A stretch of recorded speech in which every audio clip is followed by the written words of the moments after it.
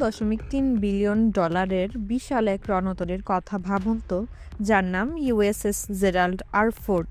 সাগরের বুকে এটি যেন এক ভাসমান শহর, যার দেখ থেকে ৩৫টি F-35 লাইটনিং সুপার হর্নেটের মতো আধুনিক মারণাস্ত্রগুলো গর্জে ওঠে প্রতিনিয়ত। ইরানকে ভয় দেখানোর জন্যই এই দানবীয় জাহাজটি বর্তমানে ভূমধ্যসাগরের গ্রিক উপকূলে অবস্থান করছে। এই জাহাজে রয়েছে ৪,৬০০ জন দুর্ধর্ষ মেরিন ও সেনা সদস্য। কিন্তু ভাগ্যে হয়তো অন্য কিছু লেখা ছিল। এই রণতরী যে শত্রুর মিসাইল ধ্বংস করতে পারদর্শী সে কথা সত্যি, কিন্তু সে এখন কোপকাত হয়ে পড়েছে সামান্য এক টয়লেট পাইপলাইনের কাছে। ফক্স নিউজ আর এনপিআর এর প্রতিবেদনে এমন এক অবিশ্বাস্য তথ্য উঠে এসেছে। জাহাজের সেই অত্যাধুনিক ভ্যাকুয়াম কালেকশন সিস্টেমটি সাগরের নোনা পানির সাথে মানিয়ে নিতে পারছে না। ফলে জাহাজের ৪৫০টি টয়লেট এখন নাবিকদের জন্য এক বিভীষিকা হয়ে দাঁড়িয়েছে। পরিস্থিতি এমন দাঁড়িয়েছে যে যুদ্ধের ময়দানে রণকৌশল সাজানোর বদলে নাবিকদের এখন প্রায় ৪৫ মিনিট লাইনে দাঁড়িয়ে থাকতে হচ্ছে, শুধুমাত্র প্রকৃতির ডাকে সাড়া দেবার জন্য। কল্পনা করুন একটি যোদ্ধার অবস্থা, যে মুহূর্তে মৃত্যুর সাথে লড়াই করতে প্রস্তুত, কিন্তু তাকে এখন সারাদিন অপেক্ষা করতে হচ্ছে টয়লেটের জন্য। ইরানের সৈন্যদের মনোবল ভাঙার মিশনে এসে খোদ মার্কিন নাবিকদের মনোবল এখন তলানিতে ঠেকেছে। একটু ভাবুন তো, আপনি যখন যুদ্ধ করতে যাচ্ছেন তখন আপনার মনে যদি অস্বস্তিকর অবস্থা থাকে, তবে কিভাবে আপনি মনোযোগ দেবেন? তার উপর ৬ মাসের ডিউটি গড়িয়েছে অনির্দিষ্টকালীন সময়ে।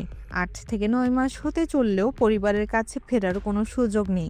দীর্ঘ সময় ধরে এই বদ্ধ জাহাজের ভেতর বন্দী থাকা, আর তার উপর এই টয়লেট বিপর্যয়, এটা যেন তাদের জন্য এক দ্বিতীয় নরক। খোদ পশ্চিমা গণমাধ্যমে খবর ছড়িয়েছে যে এই নরক যন্ত্রণা থেকে একবার মুক্তি পেলে অনেক অভিজ্ঞ নাবিক আর কোনোদিনও নৌবাহিনীতে ফেরার নামও মুখে নেবে না।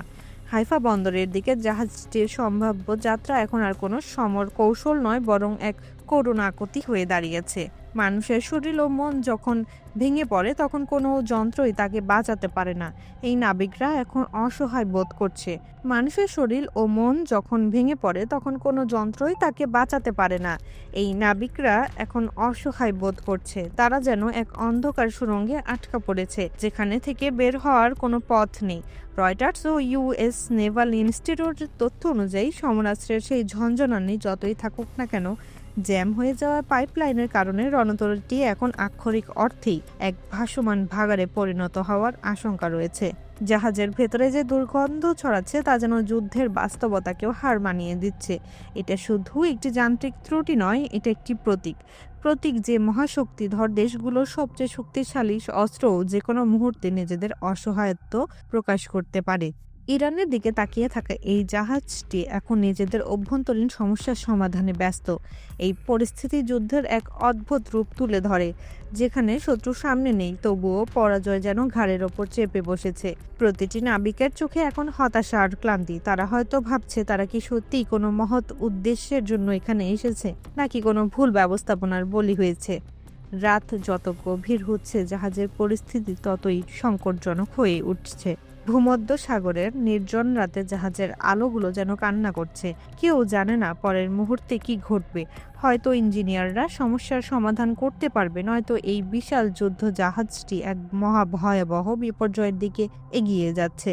এই অনিশ্চয়তাই সবচেয়ে বড় আতঙ্ক। যুদ্ধ যখন দরজায় কড়া নাড়ে, তখন এই ধরনের অপ্রত্যাশিত ঘটনা পরিস্থিতিকে আরও উত্তপ্ত করে তোলে। কেউ জানে না এই নীরবতার পর কি আসছে, শান্তি নাকি এক ভয়ানক বিশৃঙ্খলা। লামিয়া হিমি, ভোরের আকাশ।